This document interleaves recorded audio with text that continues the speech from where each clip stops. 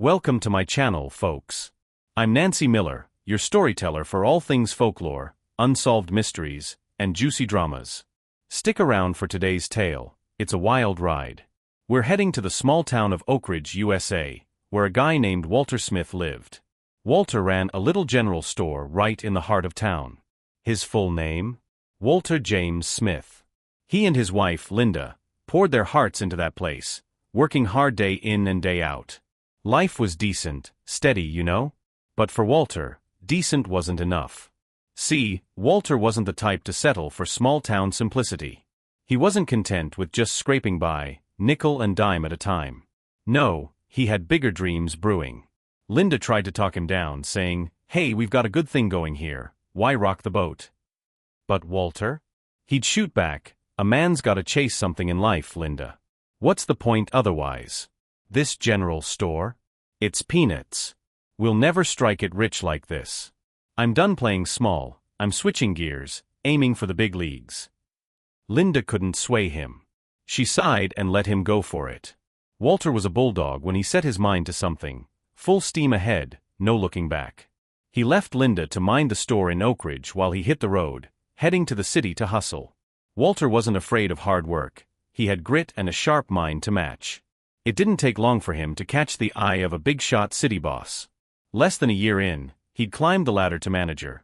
Pretty impressive for a guy who'd started with nothing but a dream and a beat-up truck. Walter spent over a year in the city, soaking up everything he could. He wasn't just there to punch a clock, he was scoping out the game, figuring out how to play it for himself. That was his end game, his own business. So he quit the city gig, came back home, and sold the general store in Oak Ridge.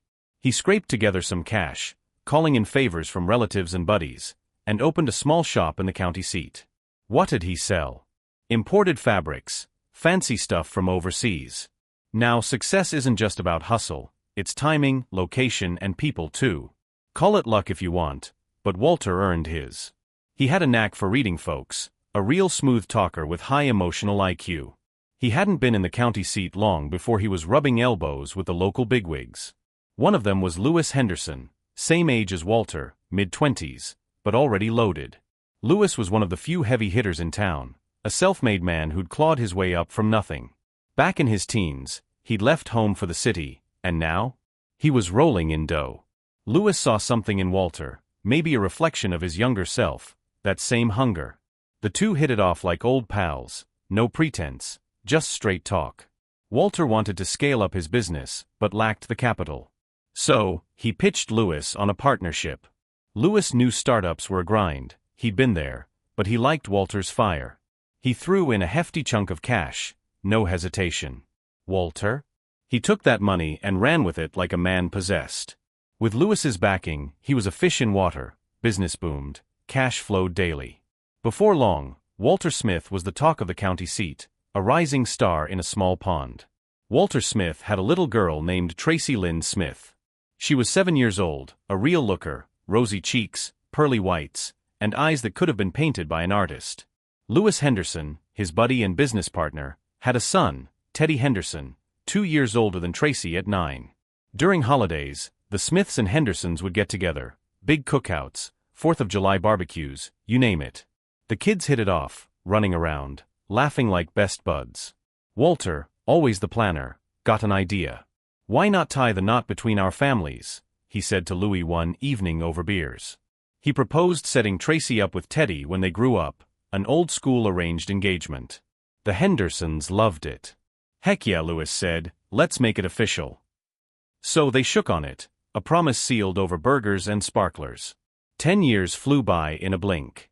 Teddy Henderson grew into a handsome young man, tall, broad-shouldered, the kind of kid who'd turn heads at the county fair. Tracy Lynn? She blossomed into a knockout, stunning, graceful, the type of beauty that'd stop traffic on Main Street. People couldn't look at her without doing a double take. The plan was set, wedding bells were on the horizon. In a small town like Oak Ridge, folks still held to traditions. Girls got married young, and this match seemed perfect. But then, disaster struck. One night, the Henderson place got hit by bandits, thieves who didn't just rob, they wrecked everything. Lewis and his wife didn't make it. The house was left in ruins. Teddy, by some stroke of luck, was crashing at a friend's place for a school project. He dodged the bullet, literally, and came home to find his whole world gone. Walter saw the news and felt his gut twist. The Hendersons had been family to him, and now they were gone. He didn't hesitate. He brought Teddy back to the Smith house. "You're staying with us, son," Walter told him, clapping a hand on his shoulder. Teddy, still shell-shocked, nodded gratefully. He owed Walter big time. His almost father-in-law had just become his lifeline. Now, the Hendersons were down to one, Teddy. But that old engagement promise between the Smiths and Hendersons? It was still hanging in the air. Walter wasn't the type to back out on his word, especially not after Lewis had bankrolled his dreams. He doubled down. Teddy and Tracy were getting hitched, no question. Teddy, though, had his doubts. Sitting at the Smiths' kitchen table, he looked at Walter with those tired eyes and said, "I've got nothing left, Mr. Smith. No money, no home, I'm broke. Tracy's a gem, she shouldn't have to slum it with me. Let me get back on my feet, make something of myself first. Then I'll marry her proud." Walter waved him off. "This is your home now, Teddy. You marry Tracy, you stay right here. We've got food on the table, a roof over our heads. How's she gonna suffer? Relax, kid." Teddy dropped to his knees, practically choking up. "I'll never forget this, sir. I swear I'll take care of Tracy, make you proud once I pass my exams, get a real career. I'll pay you back for all this kindness." But Tracy Lynn? She wasn't sold. Over in her room, she vented to herself, "Him? Teddy? A broke nobody living off my folks? And he's got no spark, dull as dishwater. Marry him, and I'm signing up for a lifetime of misery. No way." When her parents brought it up, she flat out refused.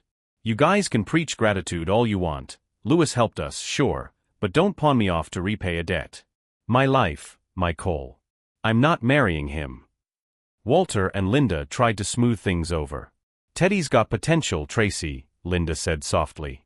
"He's smart, driven. And the Hendersons were there for us. You don't turn your back on that." Walter nodded. "Exactly. Loyalty matters. You'll see, he's a keeper." Tracy crossed her arms. "You want to repay a favor? Fine. But don't sacrifice my happiness for it. I'm not budging." Walter's temper flared. "Since when do kids call the shots? Back in my day, parents said jump, you asked how high. Marriage isn't your personal playground, it's family business. You don't get to rewrite the rules just 'cause you're stubborn." Linda, caught between her fuming husband and her headstrong daughter, tried to play peacemaker. But Tracy and Walter were like oil and water, neither would back down. It was a standoff, and the air in the Smith house got thick with tension. Tracy Lynn wasn't about to let this marriage thing slide. One night, she marched straight to Teddy's room in the Smith house. Well, the spare room Walter had given him. She didn't knock, just barged in, hands on her hips. "Listen up, Teddy," she said, voice sharp as a tack. "We're not a match. I'm not marrying you, so get that out of your head. You can crash here all you want, Dad's fine with it, but this engagement? It's off. Done." Teddy looked up from the book he was reading, his face a mix of hurt and calm.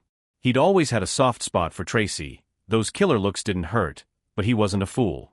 "Look, Tracy," he said, setting the book down, "I'm not here to force anything. You don't want this, I won't push. Marriage isn't a game.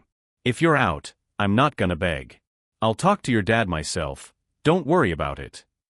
He meant it too, even if letting her go stung like hell. Walter caught wind of this and tried to patch things up. First, he cornered Teddy. "Don't listen to her, son. Tracy's spoiled rotten. I've let her get too big for her britches. As long as I'm around, this wedding's happening. Your family." Then he went to Tracy, all fire and brimstone. "You're throwing a tantrum over nothing. Teddy's a good kid, give it time." But Tracy wasn't having it. The argument exploded, yelling, door slamming, the works. Teddy couldn't stand the chaos.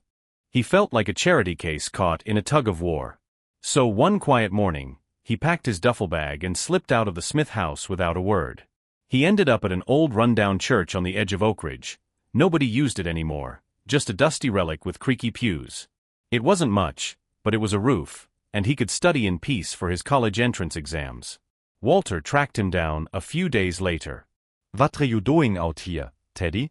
Come back home, Linda's worried sick. But Teddy shook his head. I appreciate it, Mr. Smith, but I need to do this on my own. I'll be fine. Walter didn't push too hard. He respected the kid's grit. Instead, he set Teddy up in the Smiths' old rental house back in town, a fixer-upper they'd kept for extra cash. He tossed in some money for groceries and had the handyman drop off basics: blankets, a lamp, some canned goods. Teddy was floored by the kindness. I'll make it, Mr. Smith, he vowed, and I'll pay you back, every cent. I'm getting that degree, no matter what. Walter just nodded, proud as punch. Meanwhile, Walter and Linda figured Tracy's beef with Teddy was mostly about his broke status.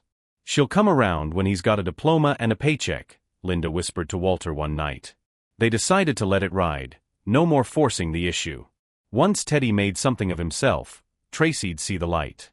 But here's the kicker: they had no clue Tracy was already cooking up her own plans. Behind their backs, she'd fallen hard for someone else, Tommy Baxter, Teddy's cousin. Yeah, Tommy was Lewis Henderson's nephew, raised by Lewis and his wife after his folks died young.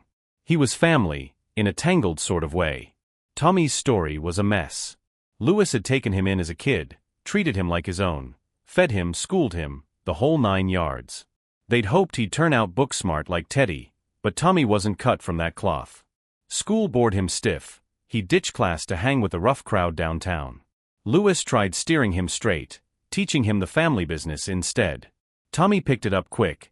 Guy had a head for numbers, but he was flaky.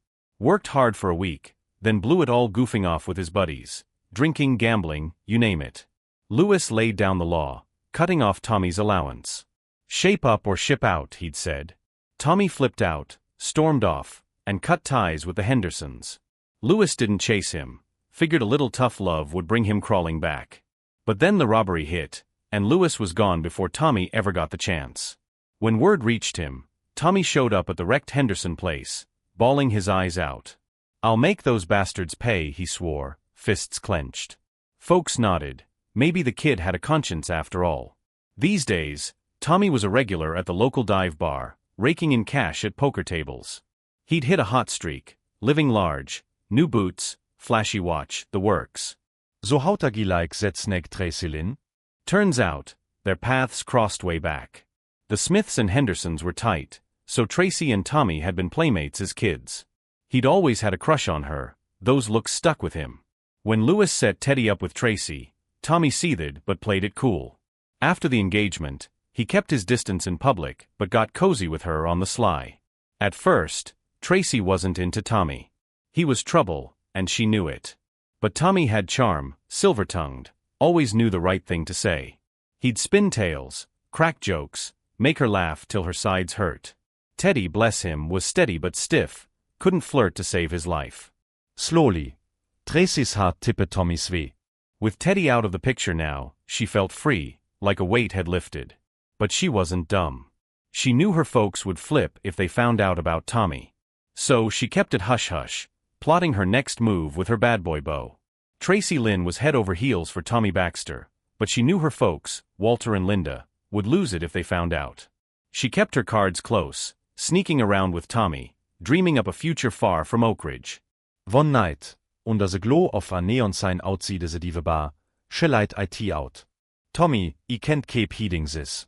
Mom and Dad'll never sign off on us. Take him EAW, Summe wäre te can track US down. Tommy grinned, leaning against his beat-up Chevy.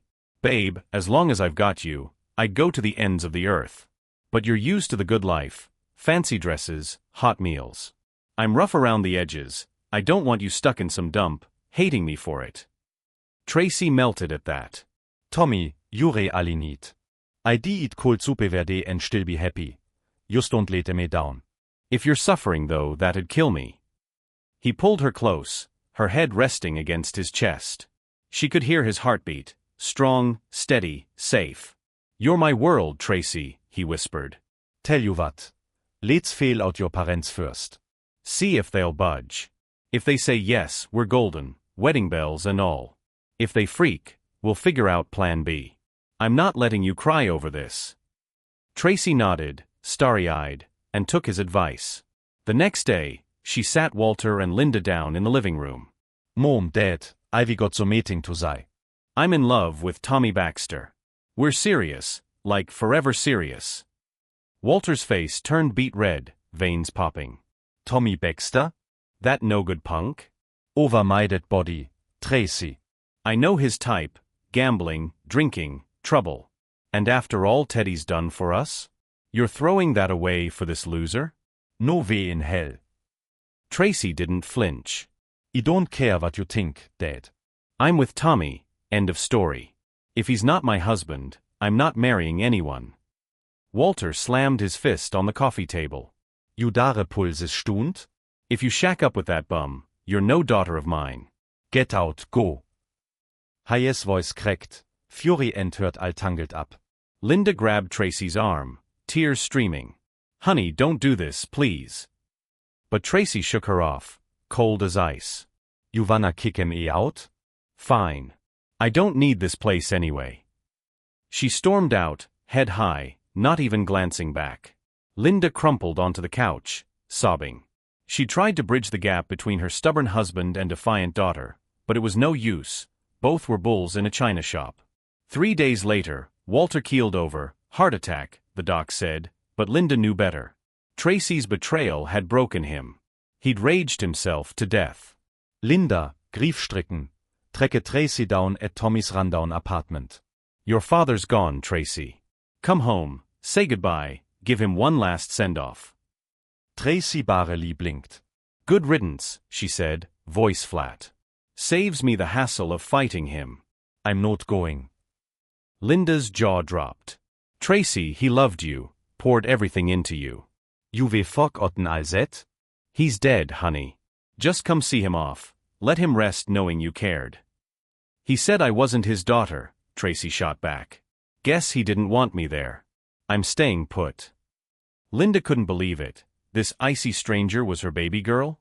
She thought back to every scraped knee she'd bandaged, every bedtime story Walter had read. Tears choked her as she begged, but Tracy wouldn't budge. Tommy, hovering nearby, stepped in. Tracy, come on. He was your dad, good or bad, he's family. We're the younger generation, it's only right to pay respects. Go back, say goodbye, it's the decent thing to do. Tracy rolled her eyes. Fine, Tommy, for you not them. I'll show up. She followed Linda home, but at Walter's funeral, she didn't shed a tear. Stood there like a statue while the townsfolk whispered. That Tracy Lynn's got no heart, they muttered. Stone cold, not human. Linda watched her daughter, anger simmering beneath her sorrow. Tracy was her flesh and blood, but this? It could deep. Still, she couldn't bring herself to curse her out. Parents forgive, even when kids don't deserve it. Walter's death had shattered her, decades of marriage gone in a flash. Tracy was all she had left, and she wasn't about to lose her too. So, Linda made a move. She sat Tracy down after the funeral. You and Tommy, let it happen. Marry him, stay here, take over the family business. I'm not fichting you anymore. Tracy and Tommy lit up, couldn't believe their luck. They tied the knot that same day, quick and quiet at the courthouse. Linda handed them the keys to the Smith Empire, Walter's legacy. Tracy thought she'd won the jackpot, but the real storm was still brewing. Tracy Lynn and Tommy Baxter were hitched, and they wasted no time settling into the Smith house. Linda, still reeling from Walter's death, handed over the family business, Walter's fabric empire, to the newlyweds. Tommy took the reins outside, wheeling and dealing, while Tracy ran the show indoors. They played the part of a power couple, him barking orders, her calling shots, like some twisted duet. To Linda, it looked like love. She clung to that flicker of hope, thinking, maybe Tracy didn't pick a dud after all. But Tracy had one loose end nagging at her, Teddy Henderson. The old engagement promise still lingered, and she wanted it scrubbed clean. So she and Tommy cooked up a plan. They had a maid, Sally Mae, a sweet, hard-working girl who'd been with the Smiths for years. Let's set Sally up with Teddy, Tracy said, smirking. That way, we're not technically ditching him, honors intact. Tommy nodded, all in. They brought Sally Mae into the fold, and Linda, desperate to keep peace, went along with it. Tracy couldn't resist a jab, though. Teddy's a nobody, Sally's wasting her life on him. She'll be miserable forever. If that sap ever amounts to anything, I'll eat my hat. Linda bit her tongue, too tired to argue. She scraped together a modest dowry, some cash, a few heirlooms, and arranged for Sally Mae and Teddy to tie the knot. It was a quiet affair, no fuss, just enough to tie up the past. Teddy, still studying in that old rental house, said "I do" with a straight face, grateful for any stability. Meanwhile, Tracy and Tommy thrived, or so it seemed. The business grew, money rolled in, and they strutted around Oak Ridge like they owned the place. Linda watched, a faint smile tugging at her lips. For a moment, she felt a shred of comfort. Her daughter and son-in-law were making it work. That fall, during the Harvest Festival, Teddy and Sally Mae swung by to visit Linda. She welcomed them warmly, cooked a big supper, mashed potatoes and all. They laughed, swapped stories, and for a night, it felt like family again. Tommy, though, wasn't thrilled. Back home, he griped to Tracy, "Your mom's acting like Teddy's her golden boy. I'm her son-in-law, and she's fawning over that bookworm? He's got no business in this house, not while I'm here. Fix it." Tracy's jaw tightened. Truth was, she didn't like Linda cozying up to Teddy either. He was her ex-fiancé, for crying out loud. Tommy's words hit home. "You're right," she said, pacing. Il handle it. No more playing nice. She stormed over to Linda the next day. "Mom, listen good. You're done with Teddy and Sally Mae, no more visits, no more chit-chat." Kuchingofi. Linda frowned, wiping her hands on her apron. "Tracy, tats not ho wie du thinks. The Hendersons lifted us up. Lewis gave us everything. Teddy's all tats left of them. We owe him a little kindness." And Sally Mae? She's like a daukata to me. You can't just erase that. Tracy's patience snapped. "You've got two choices, Mom. Drop them, or get out." "I'm not kidding. I won't have this messing up my marriage." "I'm not turning my family into a Warzone over outsiders." Linda's heart sank. She'd seen Tracy's cold streak before, but this? It was a power play, plain and simple. Tracy wanted her gone. Linda weighed her options, then sighed. She packed a suitcase, just a few clothes, her Bible, and walked out. She ended up at Walter's grave, collapsing beside the headstone. "Oh, Walter," she sobbed, "you're free now." "Why'd you leave me here to deal with this? Tracy's kicked me out. How am I supposed to live?" She slammed her fist against the stone, tempted to end it all right there. But then, arms wrapped around her from behind. "Mom, don't." It was Sally Mae, tears streaming down her face. Turns out, it was the anniversary of Walter's death. Sally and Teddy had come to pay respects and spotted Linda about to crack. They held her tight, two kids consoling a broken mother. Through sobs, Linda spilled it all, how Tracy had banished her. Sally Mae didn't hesitate. "Mom, if you don't mind, come live with us. It's not much, just that old rental house, but we've got food, a warm bed." "You won't be alone." Teddy chimed in, "Yeah, Mrs. Smith, stay with us. We'd be honored." Linda caved under their pleading and moved into the rental with Teddy and Sally Mae. It was the Smiths' old property, technically still hers by rights, though Tracy claimed everything now. Life there was lean, tight budget, patched up walls, but it was peaceful. Linda found a quiet joy with them, a sliver of redemption amid the wreckage. That didn't last long, though. Tracy got wind of it and showed up at the rental, papers in hand. "This is Smith property," she barked. "You three need to clear out now." Linda begged, "Tracy, let us stay. Give me this one thing, a roof over my head." Tracy sneered. "You picked them over me, Mom. You don't deserve a damn thing from the Smiths. Get lost." Linda fainted on the spot, shock, grief, all of it hitting at once. Teddy and Sally Mae knew Tracy wouldn't quit. They gathered their things, lifted Linda, and left, cutting ties with Tracy for good. The Smith family was fractured beyond repair. Tracy Lynn and Tommy Baxter's marriage didn't even hit the 6-month mark before cracks showed. Tommy started stepping out, picked up a side chick named Lena, a barfly he'd known before Tracy.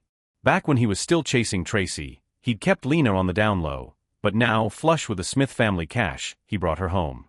Called her his live-in girlfriend, like it was no big deal. Tracy was livid but trapped. She'd burned every bridge for this guy, couldn't exactly run back to Linda now. In front of Tommy, she played nice, but behind his back, she seethed. Lena wasn't some pushover either. She'd sass Tracy right to her face, then turn on the waterworks when Tommy walked in, acting all fragile. At night, she'd nudge Tommy toward Tracy's room, playing the martyr. The more she pulled that act, the more Tommy ate it up, doted on Lena, treated Tracy like yesterday's news. One day, Tommy stepped out, and Tracy lost it. She hauled off and slapped Lena clean across the face. Lena lunged back, claws out, but Tommy walked in right then. Saw Lena sobbing, cheek red, and flipped his lid. "What the hell, Tracy?" he roared. Before she could blink, he grabbed a steaming coffee pot off the counter and flung it at her. Scalding water hit her square in the face. She screamed, skin blistering, but he wasn't done. Kicked her while she was down, then dragged her to the door. "Get out, now."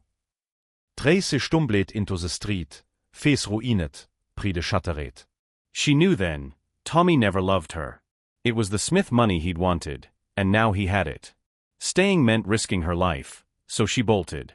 Too ashamed to face Oak Ridge's stairs, she hitched a ride to nearby Hudson County. Raised soft, she had no skills to fend for herself, ended up begging on street corners, dirty and desperate. 2 days without food, Tracy's stomach growled loud enough to wake the dead. She crept into a roadside diner, swiped a couple of rolls when the cook wasn't looking, and ran. The owner caught her mid-sprint, chased her down, beat her senseless till a passerby stepped in. Guy was sharp-dressed, calm, turned out to be Hudson County's new sheriff, just sworn in. He shooed off the diner guy, bought Tracy some rolls, and watched her scarf them down like a stray dog. She kept her head low, scarfing, then peeked up at him. Her heart stopped. Sheriff Teddy Henderson. The same Teddy she ditched years ago, now all grown up, badge gleaming. She ducked her face, praying he wouldn't clock her, and turned to shuffle off. But Teddy called out, "Hey, wait up. You got nowhere to go?" "Come with me, my mom's old, needs looking after. Help her out, and I'll make sure you're fed, got a bed." "Deal." Tracy frotze. His mom had to be Linda, she'd bet her last dime on it. Guilt gnawed at her, maybe this was her shot to make amends. She nodded, mute, and followed him home. Teddy's place was modest, sheriff's salary, honest work. No maids, just Sally Mae juggling the housework and Linda's care. It was too much for one gal, so Teddy figured Tracy, scarred and silent, could pitch in.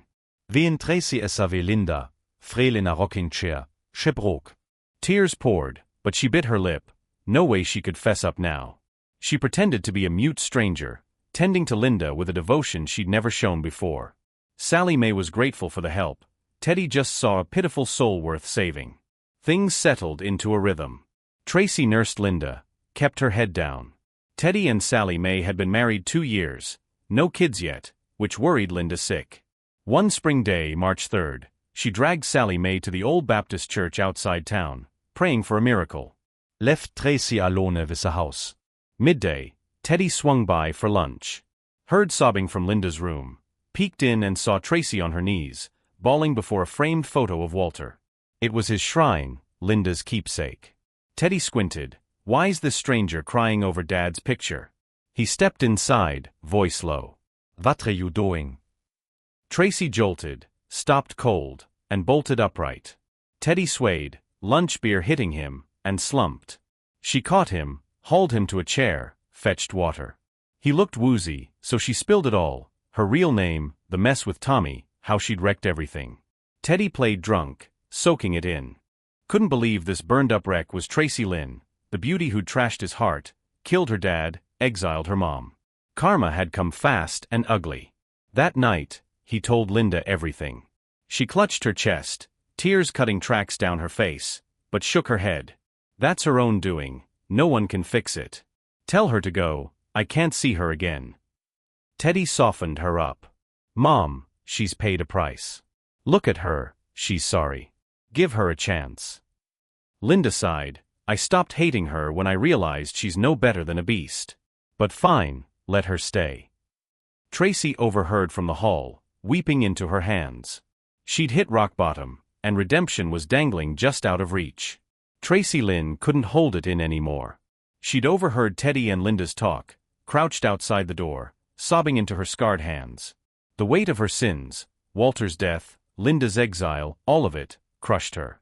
She stumbled out, dropped to her knees before Linda, and wailed, "Mom, it's me, Tracy Lynn. Please, forgive me just this once. I'll make it right, I'll be the daughter you deserve from now on." Linda's face hardened, though her eyes glistened. "Forgive you? Easy words, Tracy. You killed your father with your selfishness, drove him to his grave. That's a debt you can't repay. I'll let you stay, but don't expect me to forget." Tracy crumpled, bawling on the floor. "I don't deserve it, I know. If you can't forgive me, there's no point living. I'll go beg Dad's pardon in the next life." She staggered up, aiming to leave, but Sally Mae grabbed her arm. Linda's resolve cracked. She couldn't watch her daughter self-destruct. Not again. She pulled Tracy into a fierce hug, both of them sobbing, years of pain pouring out. Tracy clung to her, broken but home. Then came the bombshell. Tracy hated Tommy Baxter with every fiber. She'd never forgive him. But gratitude for Teddy's mercy loosened her tongue. She spilled a secret she'd buried for 2 years. Tommy had orchestrated the Henderson robbery. He'd tipped off the bandits, given them the layout. Without his inside job, they'd never have breached Lewis's place. She'd overheard him bragging about it one drunken night. Clueless, she'd caught on. "If he'd known I knew," she whispered, "I'd be dead."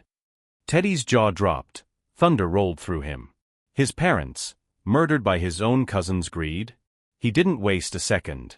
Quietly, he sent deputies back to Oak Ridge, digging for proof, witnesses, Tommy's old bar buddies, anything.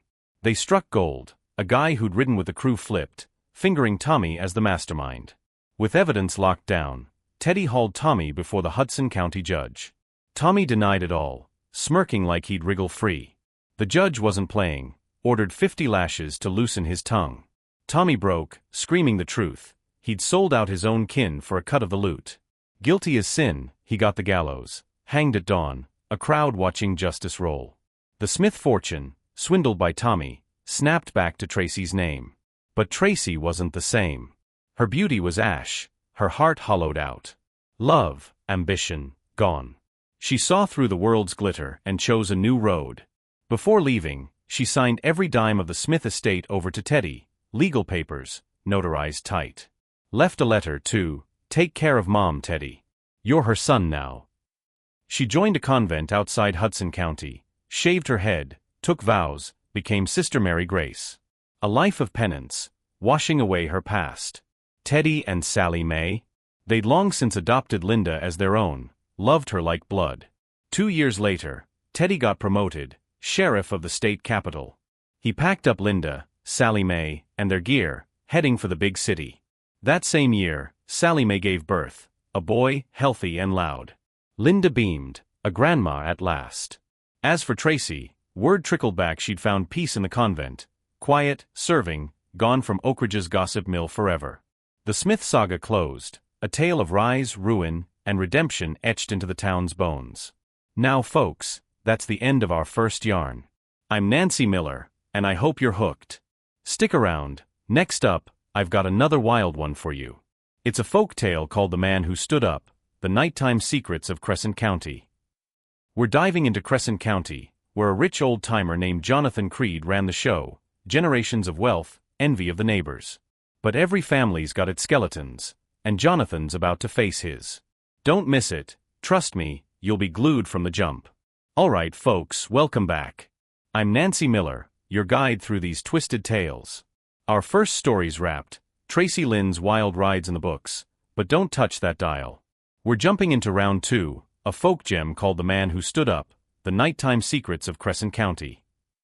Buckle up, we're headed to Crescent County, USA, where a man named Jonathan Creed held court. The Creeds had deep roots, generations of dealmakers stacking cash, making them the big dogs in town. By Jonathan's time, they owned half the county, land, lumber, you name it. Neighbors tipped their hats, green with envy, whispering, "Those Creeds got it made." But here's the thing, every family's got its ghosts, and Jonathan's weren't quiet. Money can buy a lot, but it don't fix everything. See, Jonathan had the basics covered, 3 square meals, tailored suits, a mansion that'd make your jaw drop.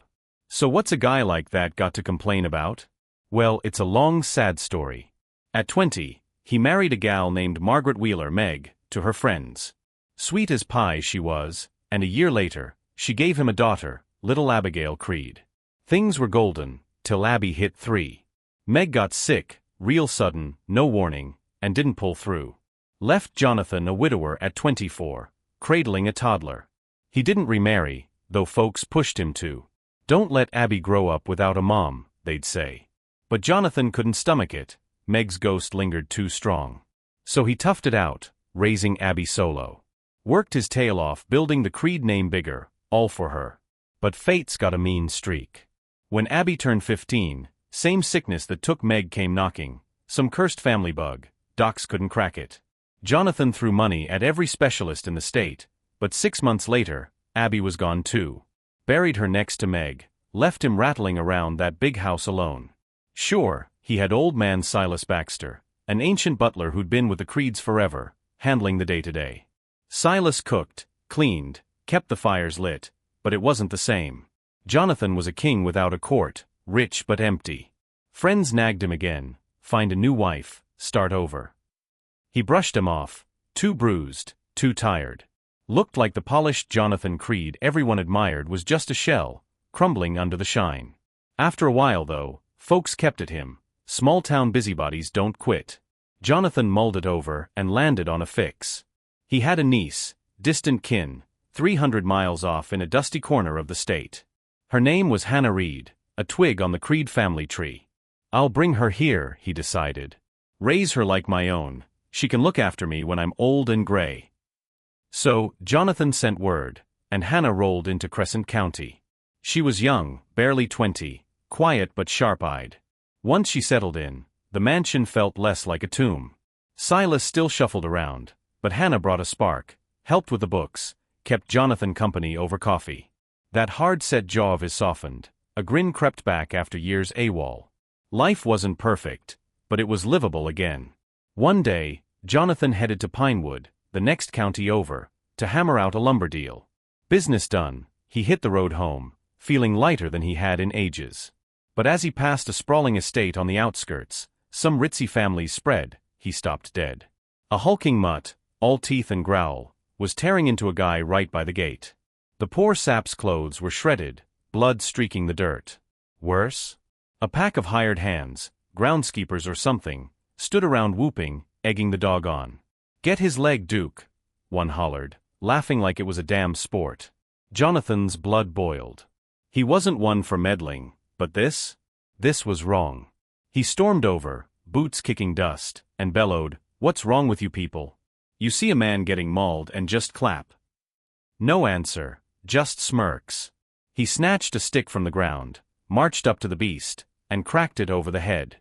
The dog yelped, let go, and turned on him, snarling. But Jonathan glared it down, old rancher trick, meaner than the mutt. It backed off, tail low, still growling but too spooked to lunge. He hauled the battered guy to a nearby oak, out of harm's way. The estate goons swaggered over. "Who are you, mister? Why'd you whack our Duke?" they sneered. Jonathan straightened up, voice like thunder. "It's broad daylight, and you let that monster chew a man up? Where's the law in that? Get your boss out here, I want a word." The hired hand sized him up, saw he wasn't bluffing, and sulked back inside. Jonathan didn't stick around. He wasn't there to pick fights. He turned to the guy slumped against the tree, catching his breath, and said, "What happened, son? Why'd they sick that dog on you?"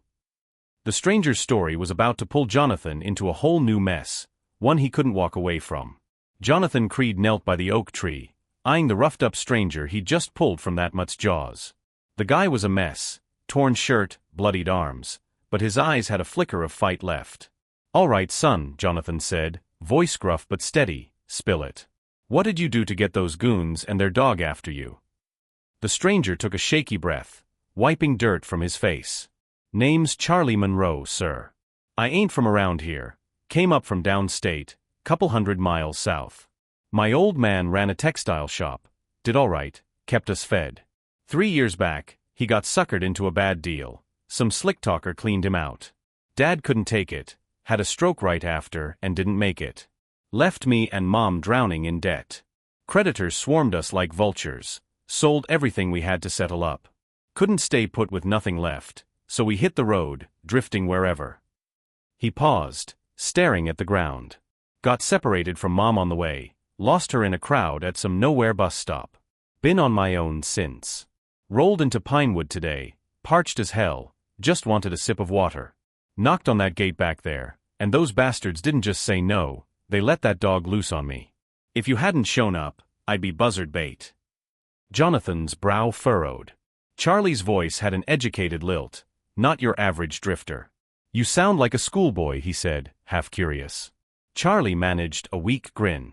Yeah, Dad had me in books early, passed the state exams at 17, figured I'd make something of myself, honor the family. Then it all went to hell. Now? I just want to eat and find Mom. Big dreams are off the table. Jonathan chewed that over. Charlie reminded him of Hannah. Same age, same clear gaze. Guy wasn't a crook, just down on his luck. An idea sparked. Hannah never married, and Jonathan's golden years were creeping up. What if this kid could fill a gap, help out, maybe even stick around? What's your plan now? He asked. Charlie shrugged, bitter. Plan? Survive day to day, I guess. Ain't got much else. Jonathan shook his head. You're too young to give up, son. Name's Jonathan Creed, got a spread in Crescent County, just me, my niece Hannah, and old Silas keeping it running. It's more house than we need, and I could use a hand with the ledgers. Business is booming, but the numbers tangle me up. You've got schooling, why not come back with me? Work the books, study on the side, get your feet under you. Then you can hunt for your mom when you're steady. What'd you say? Charlie blinked, stunned. A stranger offering a lifeline like that? Sounded too good. You serious, mister? Why'd you trust me? Jonathan chuckled, clapping his shoulder. Boy, if I was gonna scam someone, I'd pick a gal to sell off. Fetch more than a scrappy fella like you. I've got no reason to lie. You're not a threat, just a kid who's hit rock bottom. Come on, let's get you cleaned up. Charlie mulled it, then nodded.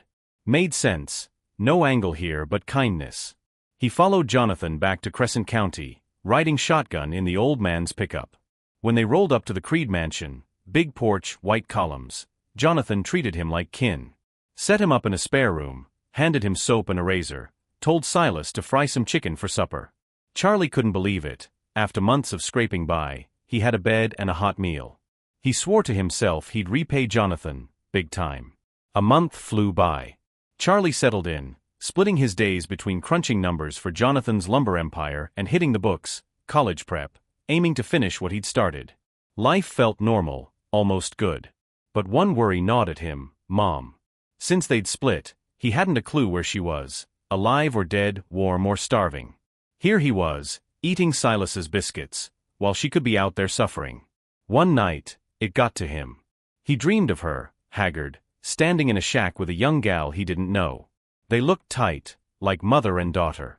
Charlie reached for her in the dream, but she snapped, "Quit sleeping, boy, get up. You're running late." Her tone was ice, nothing like the soft mom he knew. He jolted awake, heart pounding. Why'd she sound so mad? Late for what? And who was that girl? Sleep was shot. Charlie stumbled outside, pacing the porch in the dark. Then he heard it, soft footsteps from the mansion's back hall. Thief, maybe? He ducked behind a pillar, peering out. It was Silas, creeping toward the rear yard, light as a cat. He slipped through a side gate into Hannah's quarters. Her rooms were off the east wing. Charlie's gut twisted. Middle of the night, Silas sneaking to Hannah's place? Was the old coot up to no good? Suspicion buzzing, he tailed him, quiet as a shadow, into the yard. Hannah's light was on. Two figures moved behind the curtains. No screams, no struggle, just talk. Charlie edged under the window, ear cocked, and what he heard next froze him solid. This house had secrets, dark ones, and he just stepped into the thick of them. Charlie Monroe crouched under Hannah Reed's window, heart thumping like a jackhammer. The night was still, crickets chirping, air thick with summer heat, but inside her room, Silas Baxter and Hannah were talking low, voices tight with something heavy. Charlie strained to catch every word, and what he heard sent ice down his spine. Hannah's voice came first, shaky. "Uncle Silas, My left eye's been twitching all week, bad sign, you know? I can't shake this feeling he's onto us. What if he's figured something out? Charlie's mind raced. Uncle Silas? Hannah was supposed to be Jonathan's niece, not Silas's kin. He'd been in this house a month. Nobody'd ever hinted at that. And who was he? Jonathan? What did they think he'd sniffed out? Silas rasped back, calm but edged. Put your worries to bed, girl. We've been careful, tight as a drum. No way he's wise to it. Besides, it's been 4 or 5 months now. That woman's bones are long gone, picked clean by coyotes or worse. What's there to fret over? Hannah sighed, unsteady. I don't know, I'm jumpy all the time. Scared he'll turn on us, scared that gal ain't really dead and comes knocking. Just scared. Silas cut in, firm. We're close, Hannah, 10 days, tops. Once he's gone, this whole place is ours. House, land, money, all of it. Just keep your cool, don't let him catch a whiff of anything off. We're golden if you play it straight. Charlie's breath hitched as Silas's boots scuffed toward the door. He bolted, slipping back to his room before the old man could spot him. Door shut, he sank onto the bed, mind spinning. Gone. They were planning to kill someone, had to be Jonathan. And that woman's bones? They'd offed somebody already, dumped her in the wild. Who? Why? He pieced it together. 5, 6 days back, Jonathan had caught a chill, nothing big, just a cough. Silas called in a doc from Pinewood, but the old man wasn't getting better, worse, if anything. Charlie'd chalked it up to age, but now? Medicine, they'd said. Poison, more like slow and sneaky, cooked up to look natural. Silas and Hannah were playing a long game, and Jonathan was the mark. Sleep wouldn't come. Charlie tossed all night, replaying it. That woman they'd killed, who was she? A witness? A loose end? And how deep did this go? He couldn't just sit on it. Jonathan had saved him, given him a shot. No way he'd let the old man die without a fight. Come morning, he'd dig, start with Jonathan, feel him out. Dawn broke gray and slow. Charlie dragged himself to Jonathan's room, where Silas was hovering, spooning oatmeal like some doting nursemaid. Charlie forced a smile. Morning, Silas. You look beat, up all night with him? Let me take over, get some shut-eye. Silas yawned, rubbed his grizzled jaw, and didn't argue. All right, son, appreciate it. Body's creaking today. He shuffled out, leaving Charlie alone with Jonathan, who was propped up in bed, pale but awake. Charlie sat, casual-like. Mr. Creed, been meaning to ask, Hannah your niece. You said you brought her in a few months back, right? Ever met her folks out there? Jonathan coughed, squinting at him. What's this about, Charlie?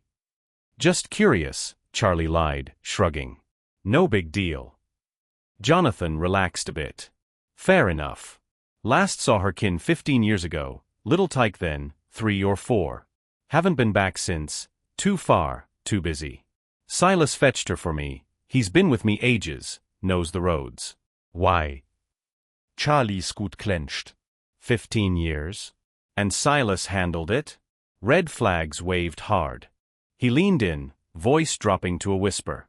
Sir, don't mean to spook you, but you gotta hear this.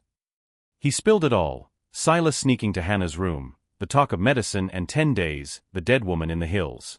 I think they're poisoning you, been at it since that doc came. Jonathan's eyes widened, face draining whiter. No. Silas? Hannah? That's crazy, can't be. He shook his head, but doubt crept in. I'd never peg him for it, but a man's gotta watch his back. What's your play, son? Charlie locked eyes. We test it. You're sick, act sicker. If they're clean, no harm done. If they're dirty, they'll tip their hand. I'll stick close, watch 'em. Jonathan nodded slow, grim. All right. Let's see this through. They hushed up as Silas's boots clomped back down the hall, switching to small talk like nothing was up. Charlie left the room, gears turning. Whatever Silas and Hannah were hiding, he'd rooted out. Jonathan's life hung on it. 5 days after Charlie Monroe laid out his suspicions, Jonathan Creed took a turn, or so it seemed. He'd been playing it up, coughing harder, staying in bed, looking like death warmed over. Charlie's plan was simple: make Silas and Hannah think their poison was working, push him to slip up. That morning Jonathan passed, eyes shut, breath gone, limp as a rag. Charlie spread the word, kept it quiet, and the house went still. Silas and Hannah didn't waste time.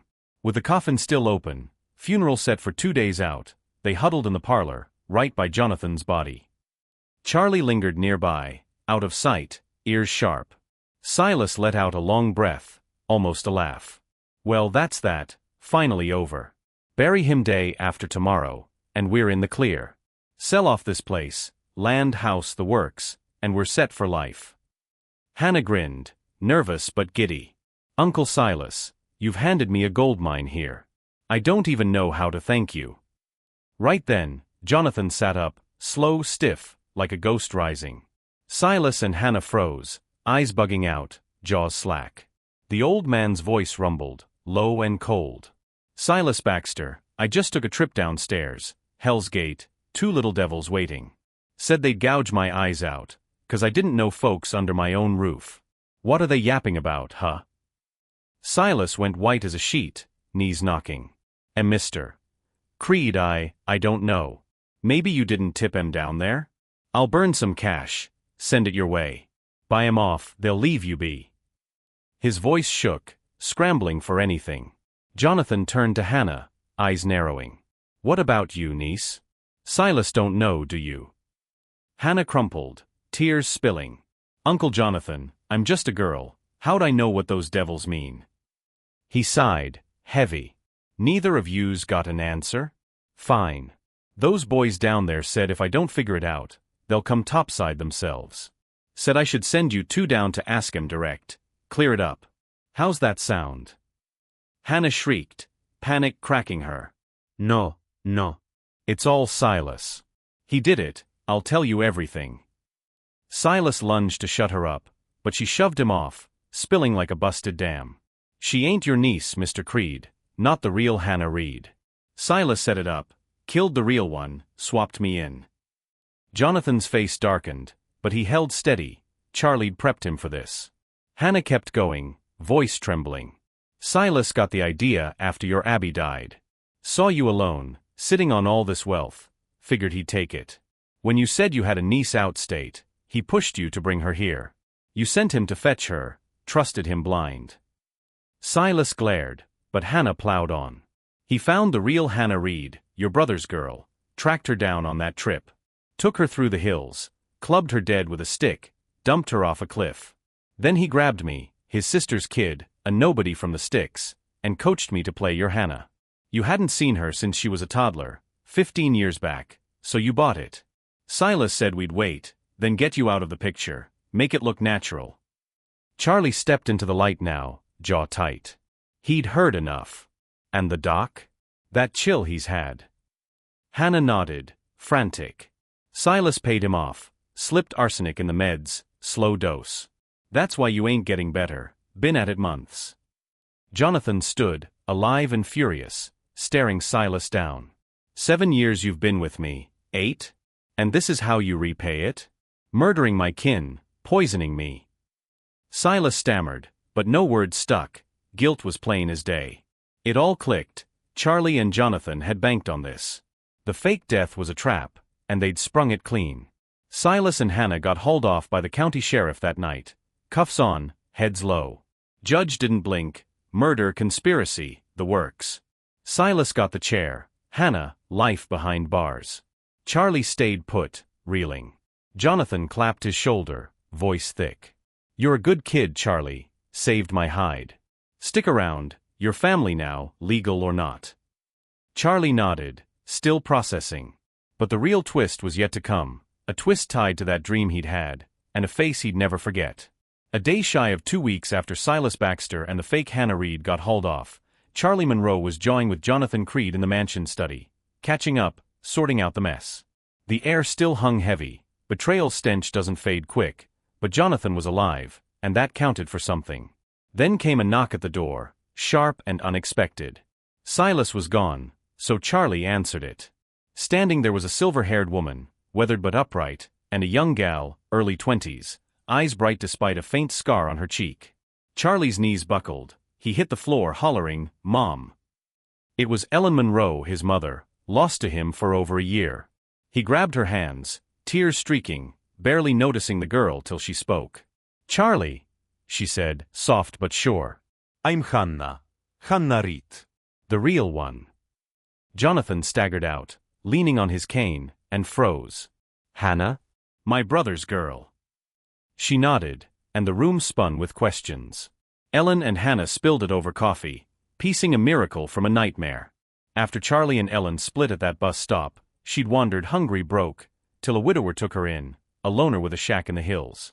6 months later, he slipped off a ridge, drunk, clumsy, dead. Ellen stayed, scraping by. Then came Hannah, real Hannah. Silas had clubbed her, shoved her off that cliff, but she didn't die. A trapper found her, battered, barely breathing, nursed her back. She'd lost chunks of memory but kept her name, her grit. When Hannah's head cleared, she tracked Ellen down, heard her story, saw a kindred spirit. They stuck together, two strays in a shack, till Hannah pieced enough to head for Crescent County, Jonathan's name ringing faint bells. Ellen tagged along, hoping Charlie'd landed somewhere close. That dream Charlie'd had, Ellen and a girl in a shack, wasn't just a ghost, it was truth calling. Jonathan's eyes welled up. "My niece, alive. And you, Ellen, raising her like your own." He turned to Charlie, grinning through the ache. "Son, you brought him home, more than you know." 6 months later, Jonathan threw a wedding, Charlie and Hannah, hitched under the oaks out back. Preacher said the words, and Crescent County hooped it up, banjos, barbecue, the works. But Jonathan wasn't done. He'd grown sweet on Ellen, two old souls, bruised but breathing. They said, "I do too," a quiet vow by the fireplace, sealing the family tight. The creeds rebuilt, Charlie and Hannah ran the lumber game, sharp as tacks, while Jonathan and Ellen took it slow, sipping sweet tea on the porch. 3 years on, Charlie aced the state bar, top lawyer in the county, a name folks trusted. He and Hannah served Jonathan and Ellen till the end, both passed peaceful, buried side by side with Meg and Abby, a dynasty mended. Charlie and Hannah raised a brood, 2 boys, a girl, carrying the creed grit forward. Crescent County never forgot, a tale of loss, lies, and love clawed back from the dark. That's it, folks, the end of the man who stood up, the nighttime secrets of Crescent County. I'm Nancy Miller, and I hope you're as hooked as I am. Loved this ride? Drop a comment below, tell me what hit you hardest. Don't forget to like, subscribe, share with your buddies. Keep these stories rolling. Thanks for tuning in. Catch you next time for another wild one. Till then, stay curious.